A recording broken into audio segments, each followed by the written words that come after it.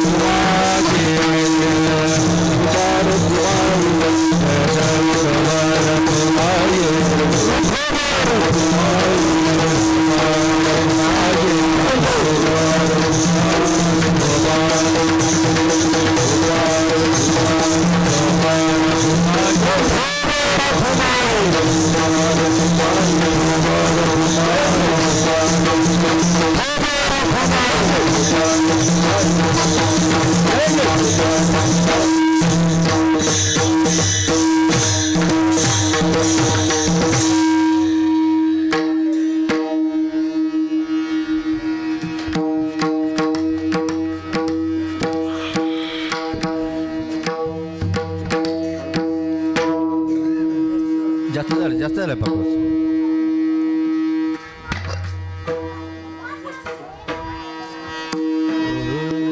लेकुराचे हित लेकुराचे हित लेकुराचे हित लेकुराचे हित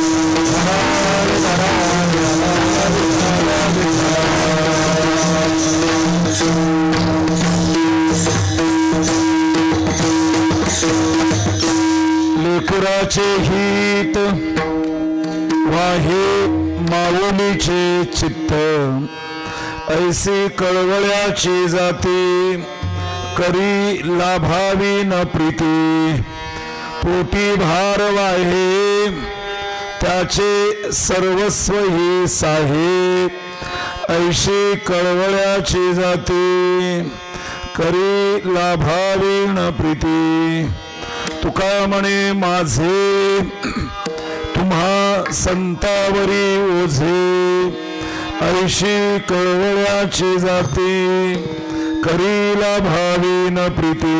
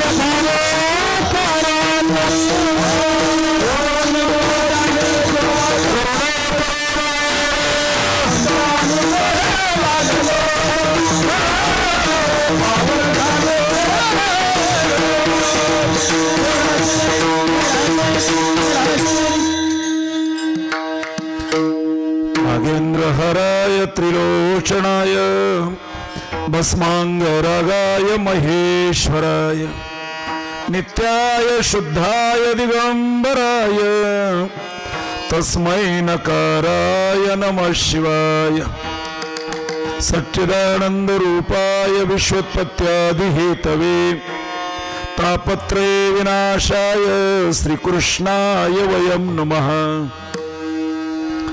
महायोगपीठे तटे भीमरथ्यां वरं पुण्डरीकाय दातुं मुनीन्द्रहि समागत्य तिष्ठन्तमानन्दकन्दं परब्रह्मलिंगं भजे पांडुरंगं जयांचे केलिया स्मरण होय सकल विद्यांचे अधिकरण तेची वंदो श्री चरण श्री गुरूंचे ते नमस्कारोनी आता लेकुराचे हित वाहे माऊलीचे चित्त ऐशी कळवळ्याची जाती करीला भाविन प्रीती. प्रस्तुत कीर्तन रूपी सेवेकरिता घेतलेला अभंग विश्ववंद्य संत श्रेष्ठ श्रीमंत श्री जगद्गुरु तुकाराम महाराज यांचा चारचरणाचा सगळ्यांच्या परिचयातला, झोपेतून उठवलं तरी सगळ्यांचा पूर्ण पाठ असलेला अभंग आपण कीर्तन सेवेसाठी घेतलेला आहे. सेवेचं निमित्त, सेवेचं कारण सर्वांना ज्ञात आहे. परमपूज्य मातोश्री गंगा भागीरथी वैकुंठवाशी यमुनाबाई बबनराव फाळके या मातेच्या प्रथम पुण्यस्मरणाच्या निमित्तानं त्यांचे सुपुत्र आदरणीय दत्ताभाऊ बबनराव फाळके, मोरदरीचे असणारे तंटामुक्तीचे अध्यक्ष, त्याचबरोबर त्यांच्या असलेल्या सुकन्या सुमनताई, सुमनच ना, सुशीला ना, सुशीलाताई विलास उभे हे असणारे त्यांचे मुलगा मुलगी असा पाठीमागचा असलेला परिवार आहे. या सुपुत्रांनी आणि सुकन्यांनी, त्याचबरोबर त्यांचे नातवंड असतील, आईंचे बंधू असतील, सगळा पाठीमागे मोठा असलेला परिवार आहे. या परिवाराने आयोजित केलेला आईंचा हा पुण्यस्मरण सोहळा बरोबर 1 वर्षापूर्वी फाल्गुन शुद्ध त्रयोदशीला वयाच्या 74-75व्या वर्षी इहलोकीची यात्रा सोडून परलोकीच्या यात्रेला या मातेने महाप्रस्थान केलं आणि एक अनामिक स्वरूपाचं पोरकेपण त्यांचे सुपुत्र सुकन्या यांच्या जीवनामध्ये निर्माण झालं. मग असे आदरणीय दत्ताभाऊ बोलून गेले आणि त्यांचे कंठ दाटून आला की 6 महिन्याचा असताना वडील गेले, म्हणजे 70 साली, एप्रिल महिन्यामधला त्यांचा जन्म.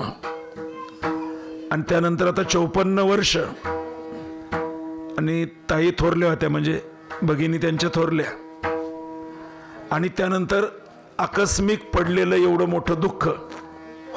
70ला असं झालं असेल, 72ला दुष्काळ आहे. परंतु तिकडचा कोंढरे परिवारातील 5 भाऊ आणि आई धरून 4 भगिनी, एवढा तिकडं मोठा विस्तार आणि एवढी वैधव्याची असणारी कुऱ्हाड. ऐन तारुण्यामध्ये काय 1-2 वर्षाची मुलगी, 6 महिन्याचा मुलगा घेऊन भाऊ पाठीमागं समर्थ पद्धतीने उभे राहिले. साधू कृष्णाजी, बरोबर ना, कृष्णाजी कोंढरे, त्याच्यानंतर सदू, नंतर शिदू गेलेले आहेत, जयवंतराव आणि भगवानरावजी कोंढरे असे 5 भाऊ. जमुनाबाई असतील, त्याच्यानंतर कमलबाई असतील, कैलासवासी अनुसाईबाई ठाकर, अशा त्या सोडून 3 भगिनी, 2 हयात आहेत. अशा स्वरूपाचा तिकडचाही मोठा परिवार. आणि असं आलेलं एक 10व्याच्याही प्रवचनाला मी होतो, रस्त्यावरच झालेलं. सगळा तो भावकल्लोळ आता स्वाभाविकरित्या अंतकरणामध्ये मलाही आठवतं की आपण असं आता दररोज 10 आहे, 2दा-3दा, पण तरी काही गोष्टी अशा आठवणीमध्ये राहतात. असंच दुःख बहिणाबाईंच्या वाट्याला ज्यावेळेस आलं होतं त्यावेळेस बाई म्हणाल्या होत्या, लपे करमाची रेखा कुंकवाच्या खाली, पुसून गेलं कुंकू रेखा उघडी पडली, जरी फुटल्या बांगड्या तरी हातातली कर्तूत फुटली नाही, आणि गळ्यातलं मंगळसूत्र तुटलं तरी शपथ सुटली नाही. मंगळसूत्र बांधताना शपथ घ्यायची असते नवरा बायकोने. नका नका आया बाया, नका करू माझी कीव, झालं समाधान, मला माझा जीव, ज्योतिषा माझ्या दारी नको येऊ, माझं दैव माझं माझा हात नको पाहू. एवढ्या मोठ्या धीर गंभीर पद्धतीने एवढ्या मोठ्या प्रसंगाला ही माऊली सामोरी गेली. आणि आपल्या मुलाला मुलींना घडवणं हे आपल्या आयुष्याचं मिशन, ध्येय ज्या माऊलीने मांडलं. नंतर मग काय पुण्याच्याच ठिकाणी जाणं असेल, मुलाचं शिक्षण झालं असेल, स्वतःच्या पायावर उभं करणं असेल, इथं गावामध्ये 2007ला येणं असेल, 17-18 वर्षापूर्वी, सगळी माणसं आपल्याच मायभूमीतली ती आपली करणं, आणि गावाने मोठ्या सन्मानाने त्यांच्या गळ्यामध्ये तंटामुक्ती अध्यक्षाची माळ घालणं. पदाचा विदाचा प्रश्न नाही, पण ते जो स्वीकार असतो. आणि मग हे सगळं कर्तृत्व पाहिल्यावर आईलाही वाटलं असेल, त्या बळीच्या आईचं चिंतन येतं, भली नाही सती गई विरोचन के साथ. माझा पती अगोदर गेला, बळीची आई म्हणते, भली नाही सती गई विरोचन के साथ, ऐसा पुत्र पैदा किया प्रभू पसारे हात. बळीच्या दारात देव आले ना मागायला. मी असं माझ्या मुलाला घडवलं की देव तिथं मागायला आले. सांगण्याचा भाग अशा स्वरूपाचा, चांगला मुलगा, चांगली मुलगी, चांगल्या सुना, चांगली नातवंड, चांगले भाऊ, हे सगळा परिवार या मातेला पाहता आला. आणि त्यांनी मोडून पडला संसार, मोडला नाही कणा, पाठीवर हात ठेवून फक्त लढ म्हणा अशी ऊर्जा कोंढरे परिवारानेही दिली. आणि फाळके परिवारानेही खूप चांगल्या पद्धतीचा आदर सन्मान या माऊलीचा ठेवला. 75 वर्षाची सुदीर्घ जीवनयात्रा, पतीच्या निधनानंतर 50 वर्ष जवळजवळ, वादळ वाऱ्यांनी माझं घर समृद्ध झालं आणि जगण्याचं पसायदान माझ्या हातामध्ये आलं. आता हे सगळं भरून येतंय, आठव येतोय. तुकोबाराय बोलतात ना, तसंही दत्तभाऊंच्या बाबतीमध्ये. बाप मेला न कळत नव्हतं. फोटो पण नाही त्यावेळेस काढलेला 70चा कुणी, की असे होते. बाप मेला न कळता नव्हती संसाराची चिंता. का नव्हती? 2 अर्थ आहेत. बापाने एक करून ठेवलं होतं ना, आई पाठीमागं होती. बापाच्या वाट्याला जर असं आलं तर पोरांना भाकरी तुकडा म्हणून नवाडाव नवराज्य मांडू शकतो पुरुष, बाईला नाही काही करता येत. आणि एवढ्या त्यागातून, समर्पणातून भावाचं नाव, पतीचं नाव, मुलाबाळांच्यासाठी केवळ त्याग आणि त्याग ज्या माऊलीच्या आयुष्याच्या वाट्याला आला, ती आज 1 वर्ष झाले दिसत नाही सगुण रूपाने. आज आलेली आहे सूक्ष्म रूपाने, पण तरी सुद्धा आई तू साई संगीत दिसावी, त्यासाठी तू धाव घालावी.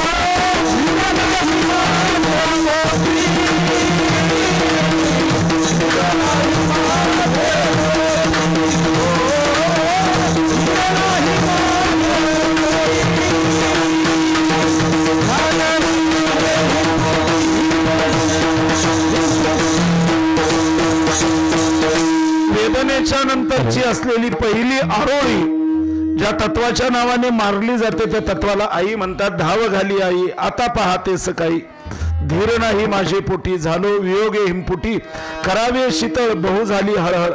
सांगण्याचा समग्र भाव अशा स्वरूपाचा की अशा एका कातर अवस्थेतून 1 वर्ष झालंय. प्राणज्योत विझली आई, प्रकाश नाही विझला ग, तू असताना दरवळलेला सुगंध नाही सरला ग. तुझी आठवे हसरी मूर्ती कष्टाखाली दबलेली, संसाराच्या अवघड वाटा चालून चालून थकली होती, परी कधी न कर्तव्याला चुकली ग. प्राण ज्योत तुझी विझली आई. कितीतरी आठवणींचा सगळा भावकल्लोळ आहे. कधी मुखातून आली नाही तुझ्या अपशब्दांची भाषा, कधी कुणाला दाखवली नाही आई लटकी आशा. आशीर्वचने उधळीत गेली लहाना थोरावरती ग. प्राण ज्योत विझली आई, प्रकाश नाही विझला ग. फार महत्वाचं आहे. चंद्रकिरणाहून शीतल होती तुझी आई छाया. चंद्र शीतलच आहे, चांदणं उष्ण नाही, शीतलच आहे. त्याच्यापेक्षाही शीतल होत. कधी न ढळली तुझी आई माझ्यावरची माया. शेवटचं विधान महत्वाचं आहे अजून. तू गेल्यानंतर मला तुझी योग्यता कळली ग. काहींना आई गेल्यावर कळते, लय आंबारडा. काहींना आई हयातीत कळते, भाग्यवान आहेत ते. आणि दुर्भागी ते आहेत, हयातीतही कळत नाही, गेल्यानंतरही कळत नाही, बधीर. असे बरेच बधीर आहेत. परंतु खूप हयातीतच तिची सेवा केली. आणि मरणोत्तरही अशा स्वरूपाचा हा पिंडदानाचा सोहळा आहे. कारण की हा अभंग तसा पाहिला तर हा अभंग आईपर नाही आहे, हा अभंग संतपर आहे. लक्षात घ्या. फक्त संत सांगण्यासाठी आईचे 2-3 दृष्टांत वापरले. या अभंगाचं चरण काय शेवटचं, तुका म्हणे माझे तुम्हा संतावरी ओझे. मानवी जीवनाच्या काही परिपूर्णता येण्यासाठी माणसाला 4 तत्व त्याच्या ध्यानामध्ये ठेवली पाहिजेत आणि 4 तत्वासाठी त्यांनी झिजलं पाहिजे. नुसतं समजून नाही घ्यायचं. पहिलंही माणसाला आपला देव कळावा. का कळावा? तो नाही कळला तर काहीच कळणार नाही. आणि नुसता कळावा नाही, तो आपल्या बाजूने वळवूनही घ्यावा. एसा ते आलिया ओळंगा. ओळंगा म्हणजे वळवा. निवडणुकीत वळवता का नाही, खालची आळी वरची आळी. नाही वळलं तर मग पाकिट देऊन म्हणजे काय पैसे देऊन काय जे असेल ते. नाही ना, ज्ञानोबारांचे शब्द. ओळंगा म्हणजे काय, वळवा. हे साते म्हणजे बाजार, संसाराचा बाजार आहे. हे साते आलिया ओळंगा शारंग धरू. नाही वळवलं तर काय फरक पडणार मला, नाही तरी संसारू जाईल लया. मी 4 मुद्दे मांडतोय. येतोय आईकडे येतोयच. एकदम आई आहे की आई नको. अभंग पण महत्वाचा आहे. तुकोबारायांना जो फोकस ठेवायचा आहे तो संतांवर आहे. हा पण संतांना सुद्धा सांगायचंय ते आईच्या माध्यमातून. देवाला सांगायचंय आईच्या माध्यमातून. गुरुला सांगायचंय आईच्या माध्यमातून. देशाला सांगायचंय आईच्या माध्यमातून. धर्माला सांगायचंय आईच्या माध्यमातून. बाईला सांगायचंय आईच्या माध्यमातून. सगळंच सांगायचंय आईच्या माध्यमातून. मुद्दे बोलेल मागे बोललोय की देव कोणासारखा, आईसारखा. एग विठाबाई माझे पंढरीची आई. ग्रंथ कोणासारखा, आई तपासून काढिती हित देऊनी वाढविती. नाही श्रुती परवती माऊली जगा.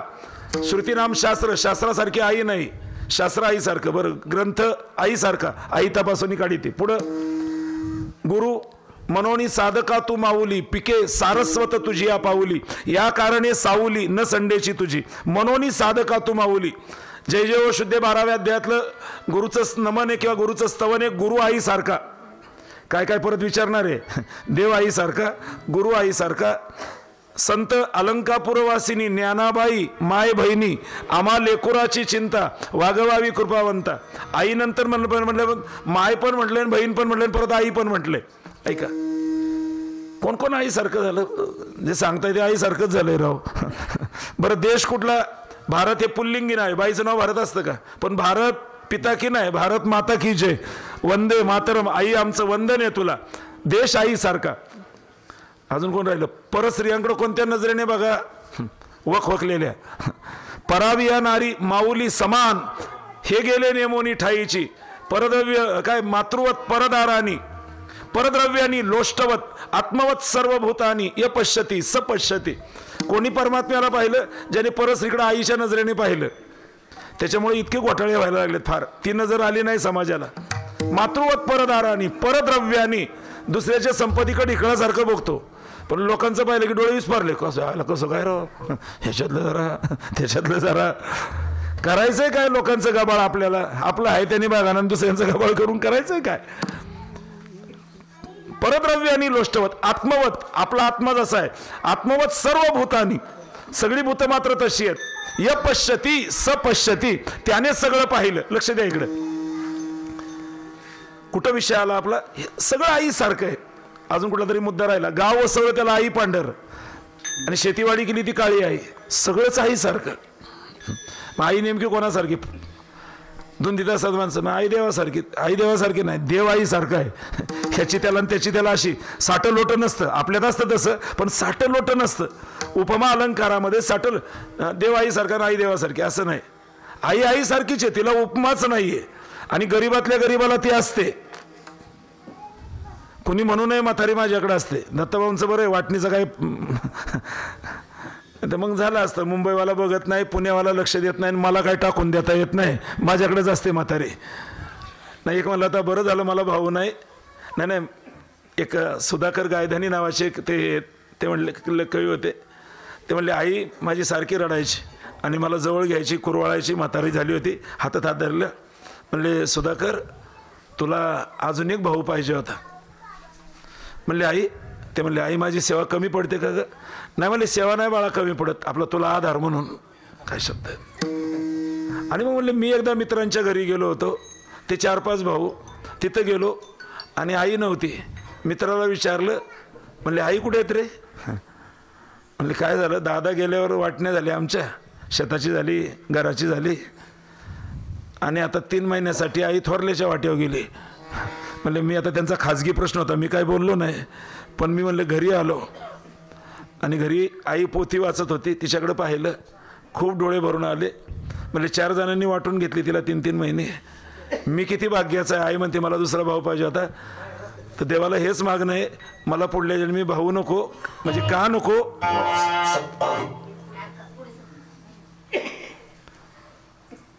तर जे मी बघून आलो मित्रांच्या घरी, अशी आईची वाटणी नको, आईची वाटणी नको.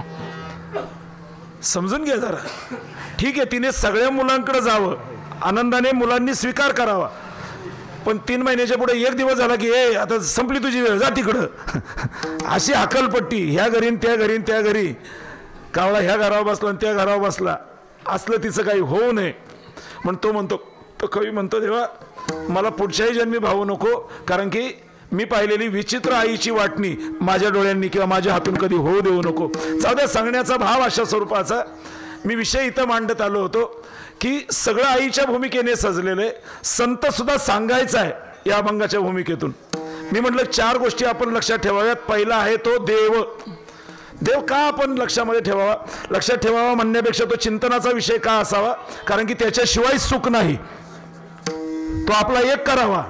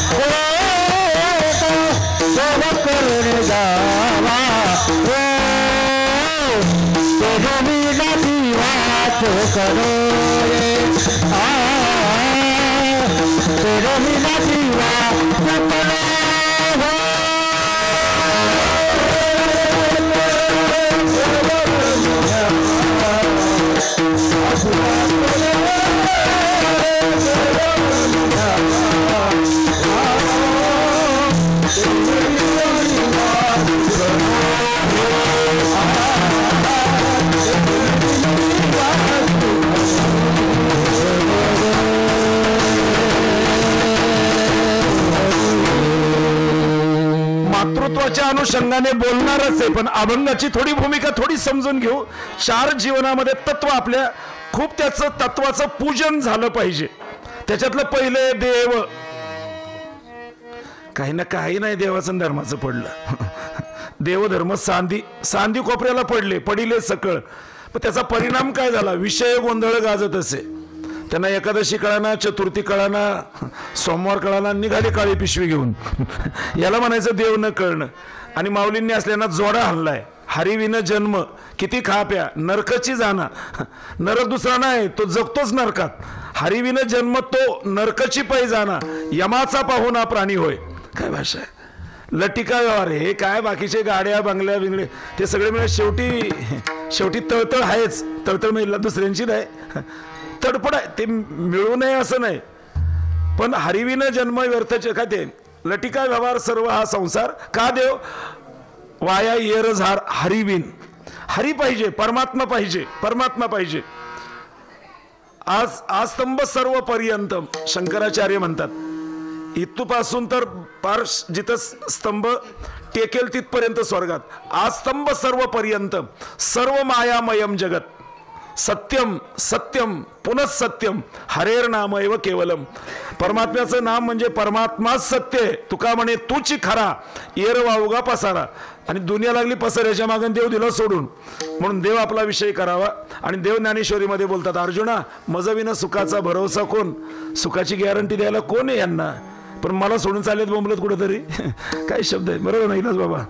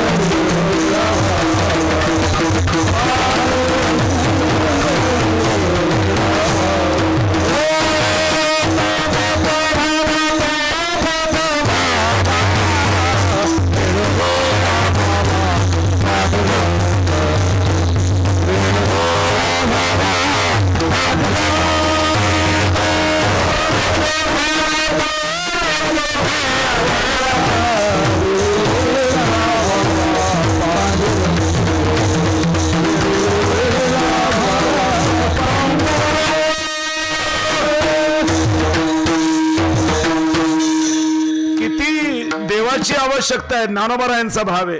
देवा तो मज व्हावा, तो मज व्हावा. दोनदा म्हणतात, वेळोवेळा व्हावा पांडुरंग. देव माझ्या जीवनाचा विषय व्हावा. देवच मला पाहिजे. करसी देवा विना आस होईल अवघी निरास. तृष्णा वाढविशी भववस सर्व सुखाशी न पवशी. कधी सुख मिळणार नाही देवाशिवाय केलेले सगळे प्रयत्न. काय शब्द आहे. म्हणून 4 तत्व म्हणतो. त्याच्यातलं पहिलं तत्व झालं एक जन्मभर बोलता येईल त्या देवावर. आणि देवच बोलले, मी कवनाचा पाके तुला कवनाचा कै झाला. हे निवृत्तीकरिता बोला. युगे गेली. माझ्यावर विचार करायला सप्ताहभर विचार नाही झाला.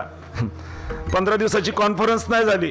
युगाच्या युग गेली, पण मी अजून कळलो नाही. इतका अगम्य आहे मी. आणि आपण काय सांगायचं 2 मिनिटात एक तत्व, 3 मिनिटात दुसरं तत्व. इतकं गांधीजी म्हणाले ते, मी माझं नाक तोडलं तरी जगल, हातपाय तोडले तरी जगल, पण माझ्या ईश्वरी श्रद्धेला जर कोणी डंक मारला लगेच मी मरल. मी देवाशिवाय नाही जगू शकत. काय शब्द. आपलं जीवन तसं व्हावं. मग काय करायचं तो देव आपला करण्यासाठी? द्यायचे पैसे कोणाला तरी कीर्तन करायचं असं नाहीये. भावे गावे गीत खूप प्रेमाने गा. शुद्ध करून या चित्त. खुकून नाही दिलं ह्याला मागण. मी असं म्हणलं की बस गंबस. लोकांना पब्लिकला काय करायचं त्यांना लय गंधर्व पडलेत. पण सांगण्याचा भाव अशा स्वरूपाचा, शुद्ध करून या चित्त तुझं व्हावा आहे देव तरी हा सुलभ उपाव. अनेकांचे कानी गुणदोष मनानानी. लोकांची टीका निंदा नाला असते. गुण पण नको सांगून दोष पण नको सांगू. का? तुझं व्हावा आहे देव तरी हा सुलभ उपाव. मस्तक ठेंगणा वाकायला शिक जरा. नुसता ताटा सामान गाठासारखा. मस्तक ठेंगणा कुठं पण वाकू नको. करी संतांच्या चरणा. तुझं व्हावा आहे देव आणि तरी सुलभ उपाव. अजून काय राहिलं? अजून काय शरण त्याच्यातलं?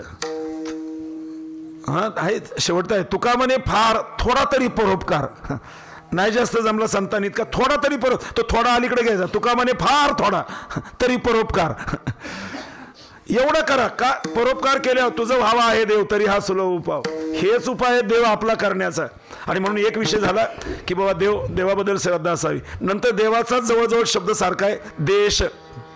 त्या सावरकरांचा विचार आहे, देवाकडे जात असताना, देवाकडे साधकाने जात असताना देश नावाचा देव मध्ये लागतो.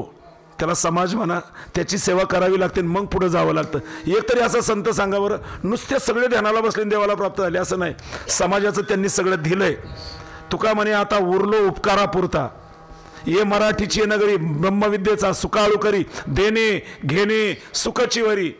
देऊ या जगा, या जगाला द्यावं लागतं. याला देशावरचं प्रेम म्हणतात.